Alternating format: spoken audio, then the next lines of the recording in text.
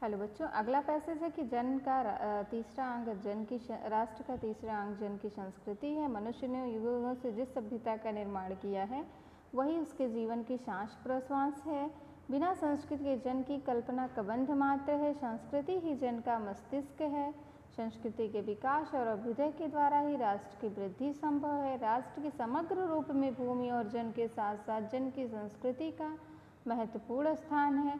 यदि भूमि और जन अपनी संस्कृति से विरहित कर दिए जाएं तो राष्ट्र का लोप समझना चाहिए। जीवन के बिटप का पुष्प संस्कृति है। संस्कृति के सौंदर्य और सौरभ में ही राष्ट्रीय जन का जीवन और सौंदर्य और यश अंतर्निहित है। ज्ञान और कर्म के पारस्परिक प्रकाश की संज्ञा संस्कृति है। अब इसका पहला क्वेश्चन है कि पाठ और लेखक का नाम। तो पाठ का नाम है राष्ट्र का स्वरूप और लेखक का नाम वासुदेव शरण अग्रवाल। दूसरा क्वेश्चन है रेखांकित अंश की व्याख्या कीजिए। लेखक, मैं ऊपर से ही समझा दे रही हूँ पूरा कि लेखक कहता है कि राष्ट्र का जो तीसरा अंग है वह जन की संस्कृति है। पहला अंग उन्होंने बताया भूमि, भूमि के बाद दूसरा अंग उन्होंने बताया जन, अब तीसरा अंग उन्होंने बताया संस्कृति। और कह रहे हैं मनुष्य ने युगों युगों से जिस संस्कृति का निर्माण किया है, जिस सभ्यता का निर्माण किया है वही उसके जीवन का क्या है, श्वास प्रश्वास है। अर्थात श्वास निकालना और श्वास लेना। और बिना संस्कृति के जन की कल्पना करना मात्र क्या है, कबंध मात्र है। लेखक कह रहा है कि कबंध मात्र होना मतलब वास्तव में जो संस्कृति है वह मनुष्य का मस्तिष्क है और मानव शरीर का जो संचालन होता है वह मस्तिष्क के द्वारा ही क्या होता है, संचालन होता है। उसका नियंत्रण भी मस्तिष्क के द्वारा रहता है। तो जिस प्रकार से मस्तिष्क से धड़ रहित व्यक्ति को का कोई मतलब नहीं है, उसी प्रकार से संस्कृति के बिना राष्ट्र का और जन का कोई मतलब नहीं है।